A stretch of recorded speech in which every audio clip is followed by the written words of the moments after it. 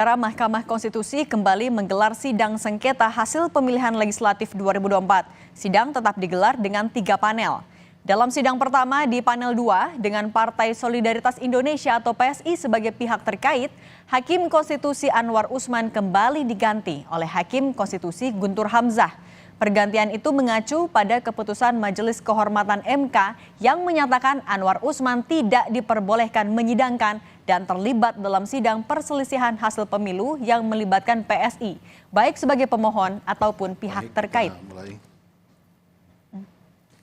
Perkara pertama, hakim panelnya terdiri dari Prof. Guntur, Prof. Eni, dan saya sendiri. Begitu selesai penyampaian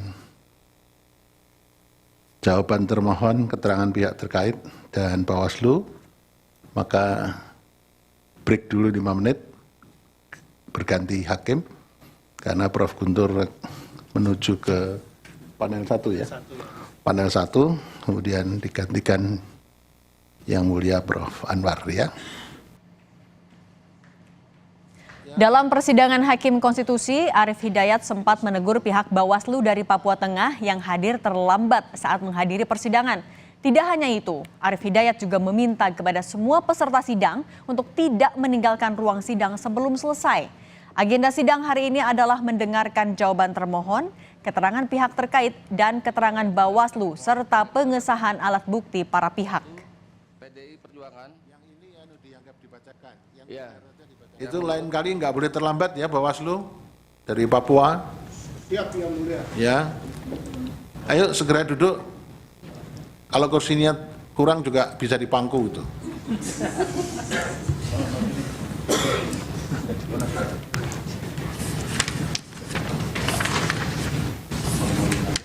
Ayo Mama duduk Mama. Jangan berdiri terus. Ayo Mama, duduk Mama. Di ruang sidang yang sama, Hakim Konstitusi Eni Nurbaningsih menyoroti Komisi Pemilihan Umum atau KPU RI sebagai termohon yang tidak membawa bukti formulir C hasil ikat sebagai bagian dari pembuktian. Formulir C hasil ikat merupakan bukti perolehan suara tingkat pertama TPS di berbagai wilayah di Papua Tengah yang masih menggunakan sistem ikat atau noken. Anggota KPU RI yang hadir, Yulianto Sudrajat, menyebut bahwa bukti-bukti formulir C hasil ikat itu masih mereka persiapkan sebagai bukti tambahan. Tanggal 3 Mei, Jumat yang lalu. Ini kan kaitannya dengan dalil pemohon, itu menggunakan C hasil ikat. Ya. Ini kan mestinya harus ada hasil secara berjenjang. Jadi C hasil ikat, kemudian D hasil kecamatan atau distrik kan sama, kemudian baru D hasil kabupaten. Ini kan mulainya dari D hasilnya kecamatan dan kabupaten. Lah C hasil ikatnya ada nggak buktinya? Supaya bisa kita cocokkan. Ya, sekalian ya. Ini KPU-nya ada, prinsipal. Mungkin izin Yang Mulia, untuk C hasil ikatnya sedang kami persiapkan sebagai bukti untuk bukti tambahan. Ya, jadi yang dimasukkan ini belum sama sekali ada C hasil ikatnya ya. Nah, ini jadi tolong nanti bisa dilihat penghitungan secara berjenjangnya dari mulai C hasil ikat ya, termasuk yang bukti T6 tadi ya, kenapa itu diambil alih. Ada jurnalis Kompas TV Niputu Trisnanda di Gedung MK Jakarta yang memantau jalannya sidang PHPU Pileg 2024. Putu, selamat sore. Di sidang sengketa Pileg kali ini, hal menarik apa yang bisa Anda sampaikan?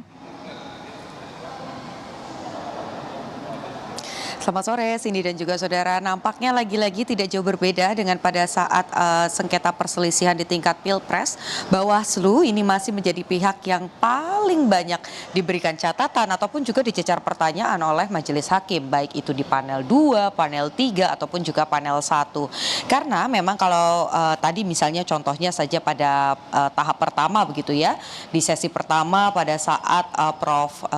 Eni atau Hakim Majelis Konstitusi ENI Nurbaningsih ini kemudian menjalankan proses sidang begitu untuk Dapil Papua Tengah atau Provinsi Papua Tengah ini juga sempat menegur karena pihak Bawaslu dan tegurannya juga cukup kencang begitu ya, cukup keras. Cindy dan juga saudara, bagaimana kemudian Bawaslu di tingkat provinsi ini tidak membawa dan juga menyertakan hasil dari hasil ikat, atau kalau kita sebetulnya lebih familiar dengan bukti hasil noken begitu ya, untuk di daerah Papua Tengah misalnya ini memang masih ada beberapa distrik yang kemudian menggunakan sistem noken ditentukan oleh kepala adat, tetapi Bawaslu itu tidak mengantongi bukti-bukti tersebut dan juga tidak menghadirkan bukti tersebut di persidangan. Ini disayangkan oleh Hakim Eni karena menurut Hakim Eni hasil dari noken tersebut jika tertulis dan juga dirapikan dalam satu formulir khusus ini akan kemudian menjadi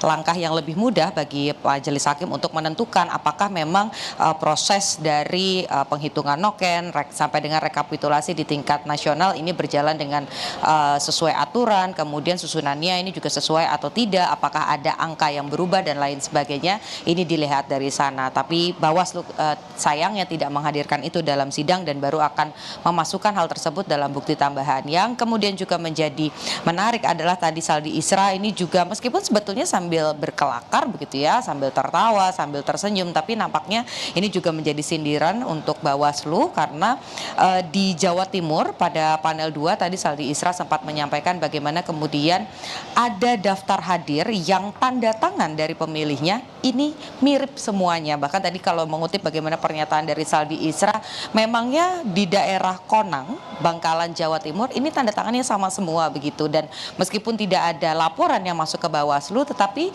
Bawaslu di lapangan pada saat kejadian itu juga ditanya oleh Saldi Isra apakah kemudian pada saat prosesnya ini juga menjadi pertanyaan bagi para pengawas di TPS mengenai tanda tangan tersebut, apakah ada cara lain atau treatment lain, pendekatan lain yang dilakukan selain daftar hadir untuk membuktikan bahwa memang yang bertanda tangan di daftar hadir ini merupakan pihak yang memang mencoblos dan datang ke TPS. Karena ini lagi-lagi juga menjadi salah satu alat yang digunakan oleh majelis hakim untuk menentukan apakah memang dari daftar hadir ini sesuai dengan jumlah suara yang kemudian sudah melakukan proses pencoblosan, kemudian apakah dari proses pencoblosan tersebut sampai dengan ke tingkat nasional ini juga sesuai, karena nanti berkaitan lagi dengan tanda tangan saksi dan lain sebagainya, karena bentuk tanda tangannya ini kebanyakan bahkan hampir semua serupa. Ini yang juga tadi dicecar oleh Hakim Saldi Isra.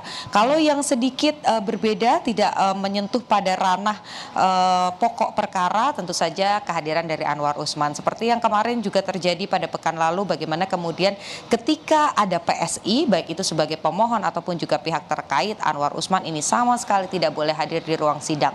Makanya tadi kalau kita lihat pada persidangan awal baik itu panel 2 dan juga panel 3 ini dimulai tepat pada pukul 8.00 waktu Indonesia bagian Barat, sementara panel 1 harus menunda terlebih dahulu, yaitu mulai sekitar 8.30, lebih lama 30 menit jangka waktunya, karena hakim anggotanya Guntur Hamzah ini harus menggantikan posisi Anwar Usman di panel 3 begitu untuk memimpin proses persidangan sengketa pileg atau pemilu legislatif yang PSI ini menjadi pihak terkait, di mana PDI Perjuangan ini mengajukan gugatan, kemudian juga menyebut ada dugaan perpindahan suara ke beberapa partai, salah satunya PSI, sehingga PSI hadir sebagai pihak terkait. Jadi tadi untuk satu perkara tersebut Anwar Usman digantikan terlebih dahulu oleh Guntur Hamzah, lalu ketika sudah selesai break kurang lebih 5 menit dan kembali dimulai seperti biasa.